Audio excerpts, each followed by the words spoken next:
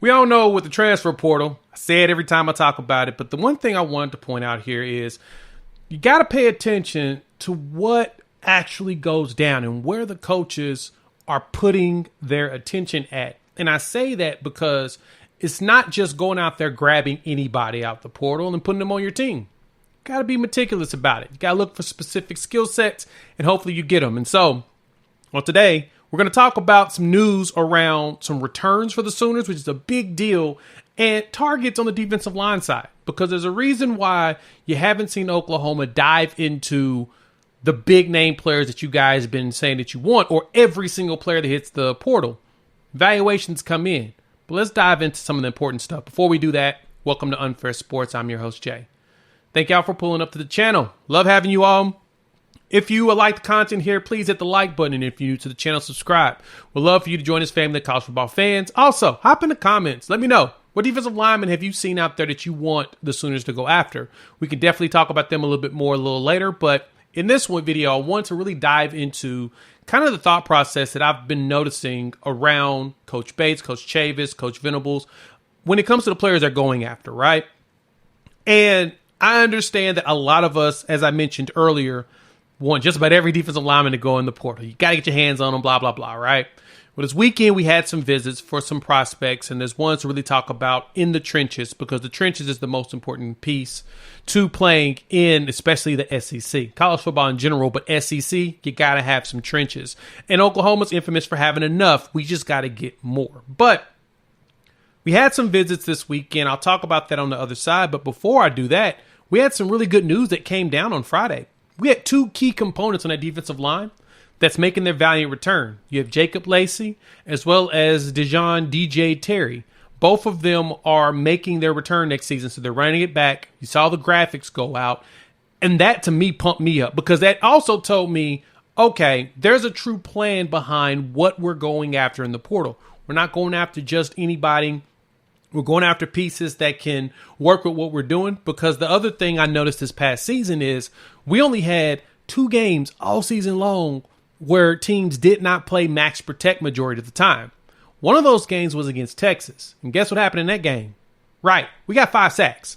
So when everybody's playing a ton of max protect because they have fear of what we're coming after them with, you're not going to get all the numbers you guys think you're going to get. Isaiah Cole came on the show and we talked about it. He said, yeah, you know, the fronts that we're facing, our goal is to get our hands up and disrupt things. Give the secondary time to be able to recover from any type of movements that may have happened on the pass play, and then force a bad pass. That is what they're doing. Tip balls leads to interceptions. And that's something that we saw this year, because, I mean, we were one of the top teams in interceptions this past season, right? That tells you something. It tells you about what they were trying to do and what we were trying to achieve. And so even with our pressure rates and everything, with the statistics, Oklahoma looked good. Oklahoma looked like a solid defense overall. Now, we had a couple games where you're just like, meh. TCU's one of them. It was the last game of the season. We really care because there's not much we could do as far as controlling our own destiny at that point. We were just wanting to win out, get our 10 wins, and baby, we got it. But going through with the portal, you move over into this past weekend, we had some visitors. Like, I know that one big visitor that came through that's been talked about like crazy on social media is Chris McClellan.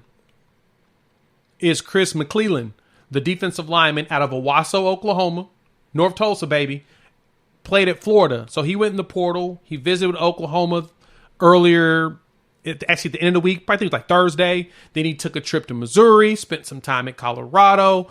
And so, yeah, we're out there in those bidding wars. We talked to Princely, who just committed to Ole Miss. We put our names in some hats. There's one player that I know a lot of you really wanted was Thor Griffin. But at the same time, there were reasons why. And I say why when you talk about a player like Chris, who's from Tulsa, from the Oklahoma area, and has played in the SEC. He's one of those players that, like Dijon Terry, understand what it's like playing at this level of football. But there's also some players that aren't even in the portal yet that you guys would probably want more than the ones that are in there right now. I promise you, if we would have gone ahead and, for lack of better terms, thrown out everything and got guys now, when the next ones come down the line, a lot of us as fans will be upset like, well, why don't we go after this guy? Well, we've already promised a spot to that guy. It's one of those, you got to take your time. being the early bird does not always mean you get the worm. Sometimes the second rat gets the cheese. So for us, we need to make sure that we're not jumping in there too early. And there's a plan. There's a true plan here. It may not work out the way that we want it to, but there's a plan, because the anticipation is there will be a few more players that hit this portal by the end of the cycle that won't jump in until after the bowl games. Now, I don't know any specific names, but I do know that once the bowl games end, that's usually when when the portal gets jumping.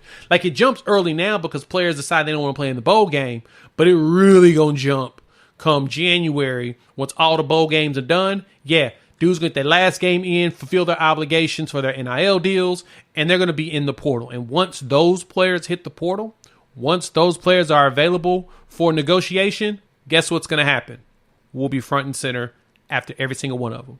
But that Jacob Lacey and Dejon Terry news is huge, because now players don't feel like they'll be the only ones there. They can come in with a veteran presence who's played in the system for a year to help them get acclimated, and also go out there and just do it. The best part about the scheme that we have on the defensive line with Bates and Chavis is they let them defensive linemen go. Go out there, do what you got to do, make it happen, right? They want you to be all you can be in the circumstances there. But I want to point that out, that I know a lot of people are concerned. I know that there are worries, but Venables mentioned we're going to get at least 10 players out of the portal. At least. He said 37 players will be coming on this team, with 27 signees, maybe 28 if we get lucky, and 10 more out of the portal. That's the anticipation, at least 37 players. The other thing to go with that is, bringing in all those players, we still got to reduce our scholarship count. We're probably over by about 14 right now. We've got to get rid of some players, unfortunately. We've got to convert them to PWO. We've got to convert them. We've got to start moving players around, moving the chess pieces. When we do that, I promise you'll see a big jump in the way this team performs next season. And, I mean, you may see some players that'll show out. But that's the thing. 85 scholarships is all you got.